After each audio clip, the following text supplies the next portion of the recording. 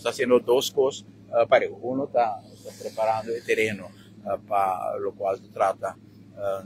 cantidad de containers que tem aqui para poder receber sushi, caminha também separar junto com Serlimar, junto com o City Inspector, mas nós estamos tendo colaboração também de DOE para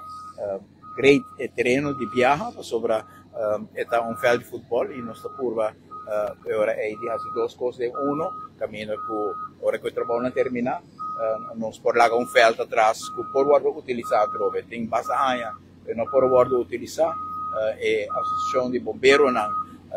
tem interesse em grupo também de maestros de escola que começou uma escola especial que também tem interesse para mirar como ter veld acessível para os jovens que estão na escola especial aqui de cercania nós temos o Club Dosva que também nós tem colaboração com a ação de bombeiros que quer revitalizar o centro aqui nós estamos por fazer duas coisas segurar que parte de acesso para Baki de Bario teia trobe, depois tem luna, caminho nós temos por trece sushi, é muito importante, todo o Bario que nós estamos tentando no momento aqui, nós mira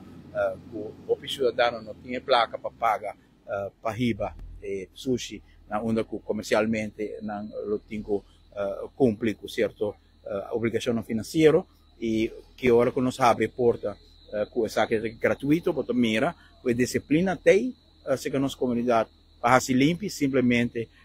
não tem poder financeiro para por pagar e não tem dump no momento aqui. O serviço aqui é muito importante e por motivo é nossa curva de trece de mais Bario possível e agora nós na Dakota, nós espera também o inteiro Bario de Dakota, Tarabana, por fazer uso também de oportunidade, nos ministros de ensinança para também de deporte da o interessado para ter mais de veld aqui acessível e grading que nós estamos fazendo aqui com DOE algo que o ministro Helen Cruz está fazendo de diferente outro veld não qualquer abandonar aqui para o qual eu conheci como veld duna, veld de Dosva está riba punta de Diasabra, Pindastrap atrás de piezas de escola e escola não conheci na Dakota, onde está o Club Dosva também, então é ponto central para chegar, em diferentes caminhos de onde por chegar aqui na 23 com cidadãos de setor mainta nós aqui na bem que sushi nós tem para receber, nós tem também para ajudar no processo de separação e no mesmo momento para nós contribuir na Aruba limpa.